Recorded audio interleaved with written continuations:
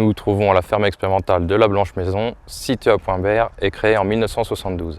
Nous avons installé ici à la Blanche-Maison un FarmBot en décembre 2020 afin de répondre à 3 objectifs majeurs qui sont techniques, agronomiques et pédagogiques. Sur la partie technique tout d'abord, on a cherché à comprendre et à expliquer si le FarmBot était un outil disponible, essentiel pour l'expérimentation, pour venir en aide aux personnes qui font de l'expérimentation. Sur le volet agronomique, donc on a mis en place un essai sécheresse. On cherche à déterminer si des espèces sont adaptées au changement climatique ou si l'ensemble des mélanges le sont également. Le troisième volet est pédagogique.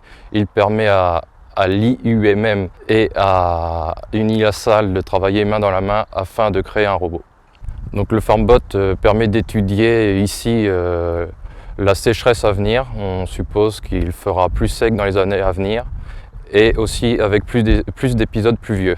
Les conditions de sécheresse sont appliquées donc, par la serre. On a une température plus élevée qu'à l'extérieur. Nous arrosons différemment donc, la première bande et la deuxième. Donc, la première est arrosée avec des conditions de pluviométrie qu'on a actuellement. Et la seconde est arrosée avec les conditions de pluviométrie qui ont été prévues par le GIEC, des données qui ont été récupérées par les étudiants d'Unilassal. Et donc l'arrosage est 2, 3 à 4 fois inférieur à la bande de droite. Donc là, on remarque qu'on a des différences depuis la dernière coupe qui a eu lieu il y a 3 semaines. Donc la bande bien arrosée pousse plus que la bande peu arrosée. Et encore plus entre les mélanges, donc celui composé majoritairement de luzerne a produit beaucoup plus de biomasse.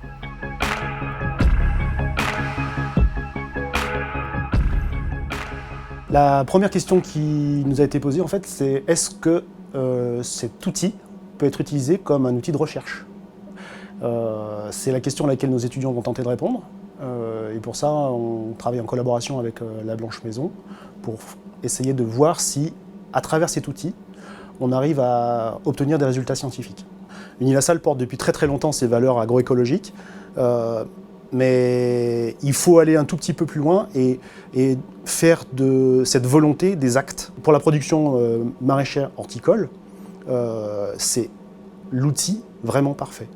Les maraîchers du 19e siècle, que je sache, ils n'étaient pas beaucoup plus avancés en termes de connaissances que nous. Pourtant, ceux de la ceinture maraîchère de Paris nourrissaient tout Paris. Et un jardin, y compris un jardin piloté par le FarmBot, peut très bien retrouver ces fonctions-là. Parce que là, quand il est monté comme il est monté là, sur un bac potager à hauteur d'homme, il y a beaucoup de possibilités qui sont ouvertes pour le citadin. C'est pas de la production vivrière, hein, je dis pas qu'on pourra vivre complètement de ça, mais c'est un complément en termes de production. Mais je pense que l'idée, elle est encore plus importante que l'acte en lui-même.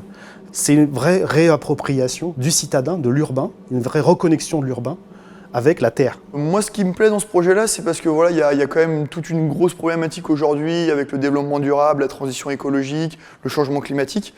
Et donc le projet de FarmBot, c'est quand même quelque chose qui est assez porteur, qui peut amener de l'innovation et qui peut amener aussi des réponses pas mal à tous ces gros problèmes que l'agriculture connaît aujourd'hui, en automatisant certaines choses, donc on va pouvoir irriguer peut-être plus facilement des parcelles, des choses comme ça, et donc répondre aux gros problèmes qu'on va connaître d'ici 10, 20 ans peut-être, on ne sait pas trop en fonction du climat.